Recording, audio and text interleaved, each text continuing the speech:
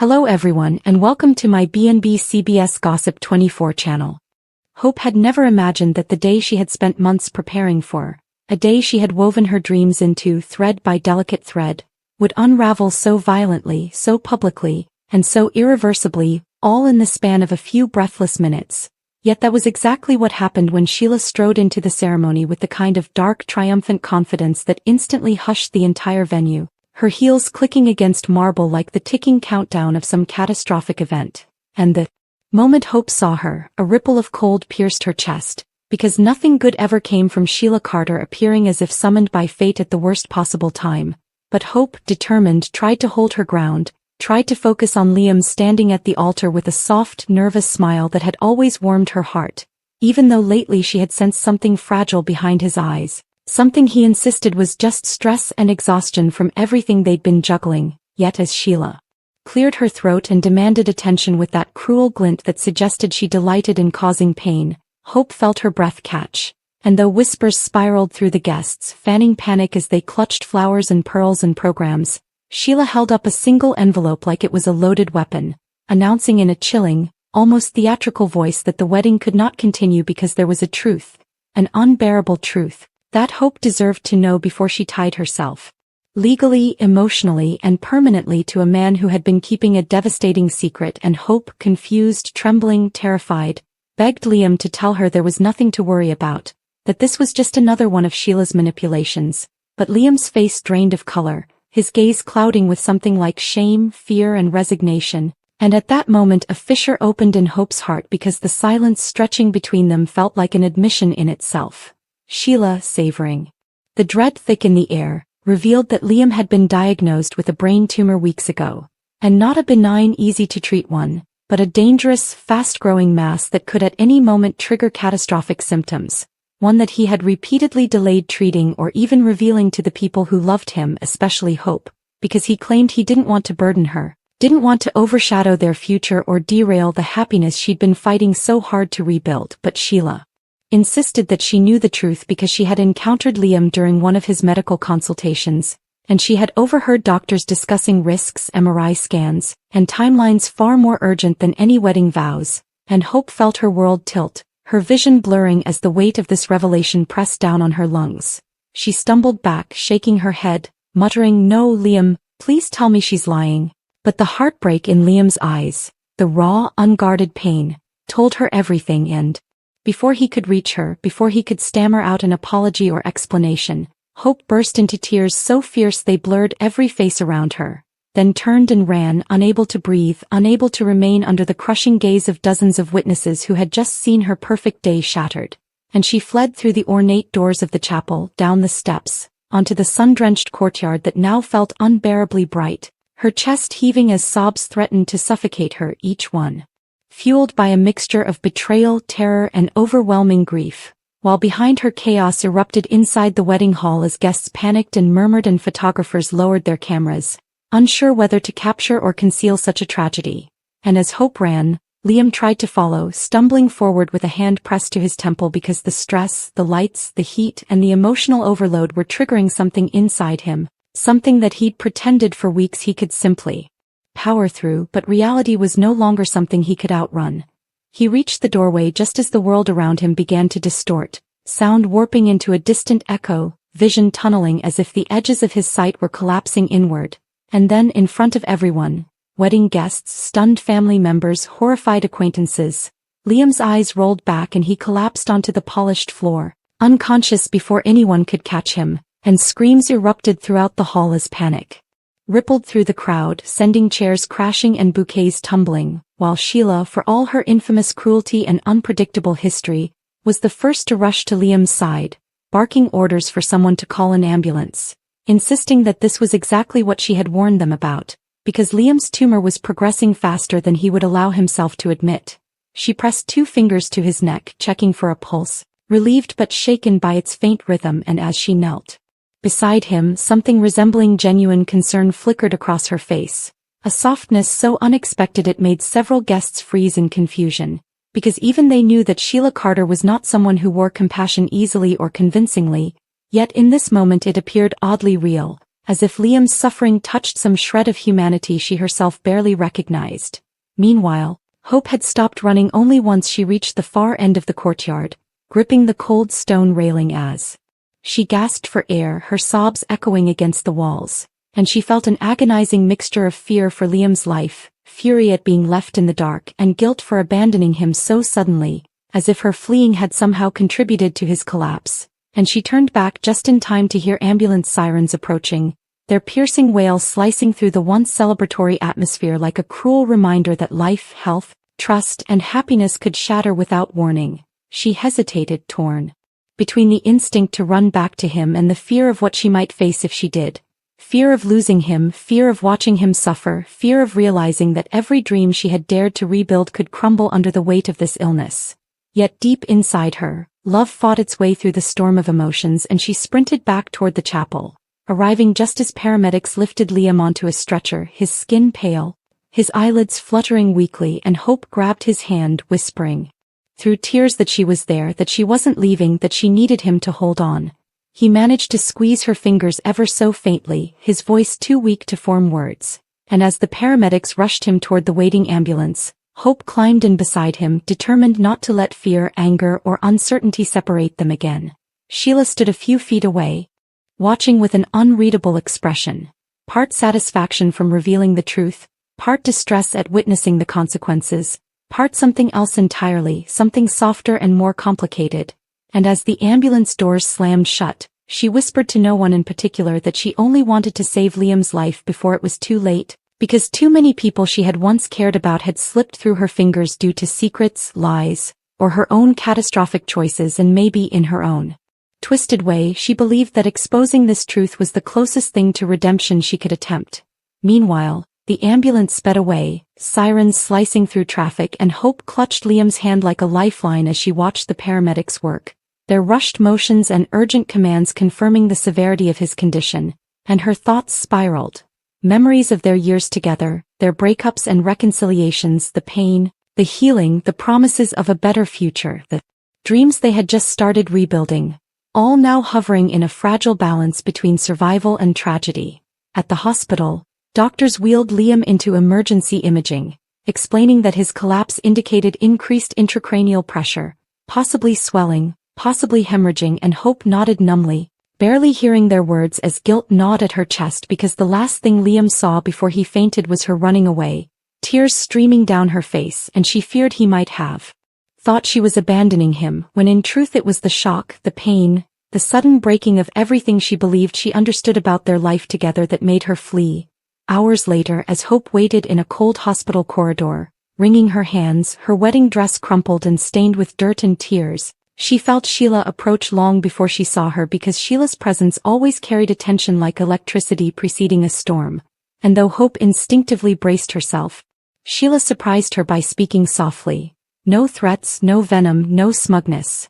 Only a quiet explanation that she had not exposed the secret out of malice or jealousy, but out of fear that Liam's condition was spiraling so quickly that he might collapse alone, or worse, on their honeymoon, without anyone knowing how to help him. And though Hope wanted to scream, wanted to blame Sheila for ruining her wedding, for dropping a bomb in the middle of her happiness, she couldn't ignore the truth that, without this revelation, without Liam's dramatic collapse, he might have continued hiding his symptoms until it was too late, and that horrifying possibility forced Hope to breathe deeply, calm her shaking hands, and focus on what mattered most. Liam needed her now more than ever. When the doctor finally emerged, his expression serious but not hopeless, he explained that Liam's tumor required immediate, aggressive intervention, but the fact that he survived the collapse, remained responsive, and had Hope by his side gave him a fighting chance. Hope closed her eyes, letting the relief wash over her in trembling waves, and she vowed, silently, fiercely, that no matter how painful the truth had been, no matter how deeply her heart had been wounded by his secrecy, she would not abandon him, she would not let fear decide their fate, because love, messy and fragile and imperfect as it was, still lived between them. And so Hope stepped into Liam's recovery room, took his hand as machines hummed softly around him, and whispered that she wasn't going anywhere, that their wedding could wait, that vows meant nothing without honesty and health and life. And as Liam opened his eyes and saw her there, not running, not breaking, not angry, relief flickered across his features and he mouthed a quiet apology, a promise to fight, and Hope leaned in, tears slipping onto his pillow, whispering that they would face this together, no matter how terrifying the path ahead might be, because love, even bruised and blindsided, was still strong enough to keep her rooted by his side. And somewhere outside that room, Sheila lingered in the hallway, watching silently with a complicated expression, knowing that although she had shattered a wedding, she may have helped save a life. And as the fluorescent lights reflected in her eyes, she turned and walked away, leaving Hope and Liam to begin an unexpected battle, one neither of them had been prepared for, yet one they would now confront with unbreakable resolve and the fierce, undeniable truth of how deeply they loved each other. The hours after Liam's collapse unfolded like a surreal blur, the kind of day Hope knew her future self would replay endlessly, trying to understand how everything she had believed to be stable could fracture so quickly. Yet as she sat beside his hospital bed, fingers laced with his, she realized that time no longer moved in predictable lines. Every second stretched, warped, held taut with fear and fragile hope. And though Liam drifted in and out of consciousness, fighting the fog of pain and medication each time his eyes fluttered open and he saw Hope sitting there, steadfast and refusing to look away, something inside him softened, a mixture of gratitude and guilt, because he had truly believed he was protecting her by hiding the truth. But now he saw how much he had underestimated her strength and how deeply his secrecy had wounded her. Yet Hope did not scold him, not now, not while his life hung in precarious balance, though inside her heart ached with a complex tangle of emotions. Relief that he was alive, fear of losing him, and a deep, throbbing hurt that the man she was ready to marry had carried a deadly burden alone, trusting pain more than he trusted her. Outside the room, hospital staff moved with coordinated urgency, rushing lab samples, preparing surgical schedules, and quietly murmuring updates about Liam's MRI results, all while Sheila lingered in the hallway like an unsettling ghost from another life, her presence hovering behind every moment, every breath, every decision. She didn't intrude, not after Hope made it clear with a stern, tearful gaze that her involvement had already caused more damage than she could ever repair. But she didn't leave either, as though some invisible tether kept her rooted to this crisis, compelled by a need she barely understood to ensure that Liam survived, perhaps because she saw in him someone worth saving, someone whose life mattered enough to break her old habits of secrecy and self-preservation. When the neurosurgeon finally returned with the results, Hope stood up so quickly that her knees buckled, and the doctor steadied her with a gentle hand before explaining that the tumor was operable, but risky. It was nestled close to regions of the brain controlling memory, speech and coordination, and while the surgical team was confident, there were no guarantees. There never were, he reminded her, and though Hope felt her body tremble, she nodded, accepting the brutal uncertainty because she had no choice but to cling to hope in all its fragile forms. Liam, hearing fragments of the conversation through the haze of fatigue and painkillers, whispered that he didn't want her to feel obligated to stay, that he understood if she needed space. But Hope leaned over him with tears filling her eyes and told him sternly that love was not something she abandoned when it became inconvenient. And though he tried to smile, it twisted into a grimace as another wave of pain shot through his skull, prompting the nurse to adjust his medication and warn that time was running short. They needed to prepare him for surgery soon. The next hour felt like a countdown to a moment Hope had never imagined confronting on her wedding day. Instead of exchanging vows and dancing beneath soft lights, she was signing consent forms, answering medical questions she barely understood, and staring at monitors tracking Liam's vital signs, each beep echoing like a fragile heartbeat of their shared future. When an orderly arrived with the surgical stretcher, Hope felt her stomach twist, her breath catching as Liam reached for her hand, whispering that if something happened, if the surgery went wrong, she needed to know he loved her more deeply than he had ever been able to express, and she shook her head fiercely, refusing the idea, refusing the finality behind his trembling words, insisting that he would wake up, that they still had a lifetime to build, that fear would not write the ending of their story. It wasn't until they wheeled him away, the doors closing between them with a soft but devastating click, that Hope finally allowed herself to collapse into one of the waiting room chairs, the weight of the day crushing her like a tidal wave. Hours passed, or minutes, she couldn't tell, while Hope sat in the dimly lit surgical waiting room, staring blankly at the floor tiles as her mind replayed every detail of the wedding morning. The soft music, the flowers, her trembling excitement, The moment she'd first seen Liam standing at the altar with a nervous but loving smile that now seemed full of unspoken pain, she wondered whether he had felt the tumor each time she kissed his forehead, whether he had been silently fearing this very day during their quiet moments together, whether he had woken each night terrified he would never live long enough to see the future they had promised each other. And the thought that he had carried that agony alone made her chest ache with a mixture of sorrow and frustration. She was so lost in her thoughts that she didn't hear Sheila approach until she felt the woman's presence beside her, an unwelcome but strangely subdued shadow, and Hope tensed, ready to snap. But Sheila spoke first, softly, unexpectedly vulnerable, saying that she knew she had destroyed the wedding, that she had broken something beautiful, and that she couldn't expect forgiveness for her method, but that she had acted because she genuinely believed Liam's life was in immediate danger. She confessed that she had overheard his doctors discussing how the tumor's swelling put him at constant risk of seizures, collapse, even sudden neurological failure, and the idea of Liam suffering alone had shaken something inside her that she couldn't ignore.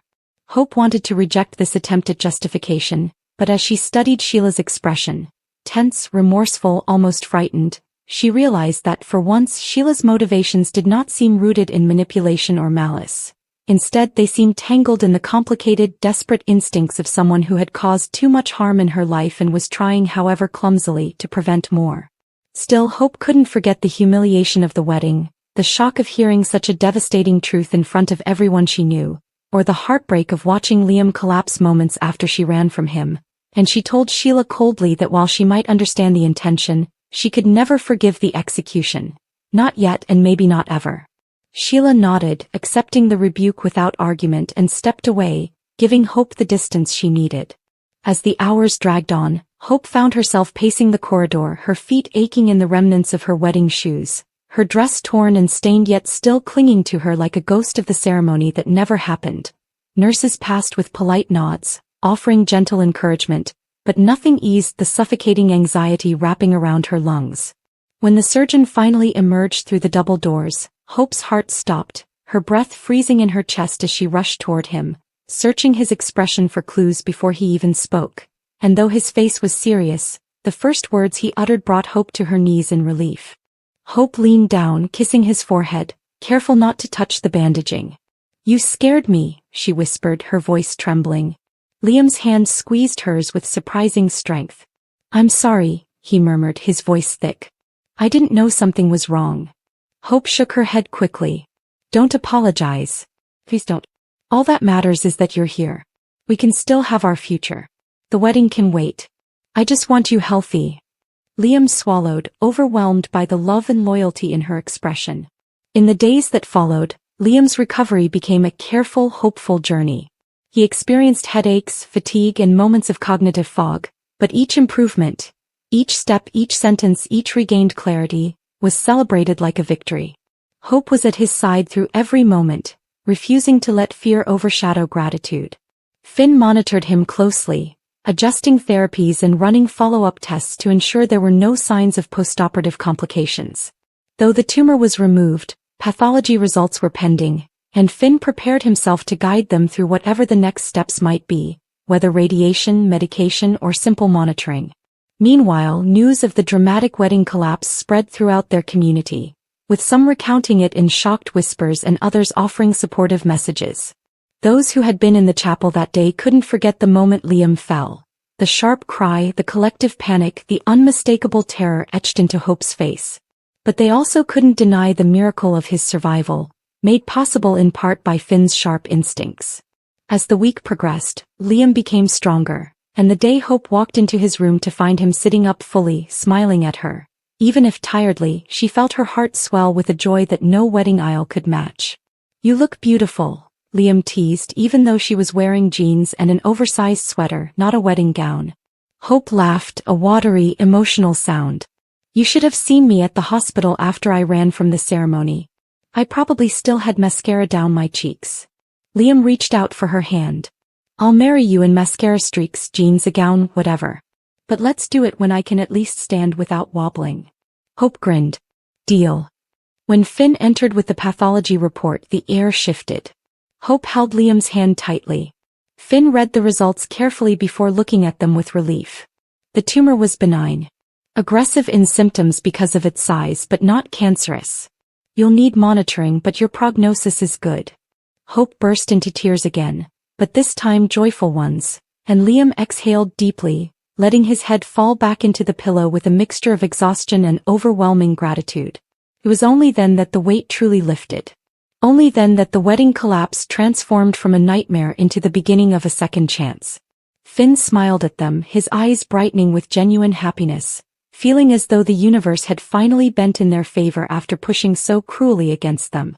And as Hope leaned her head on Liam's shoulder, whispering promises of their postponed vows, Finn stepped out of the room, leaving the couple to breathe in their new hard-won future.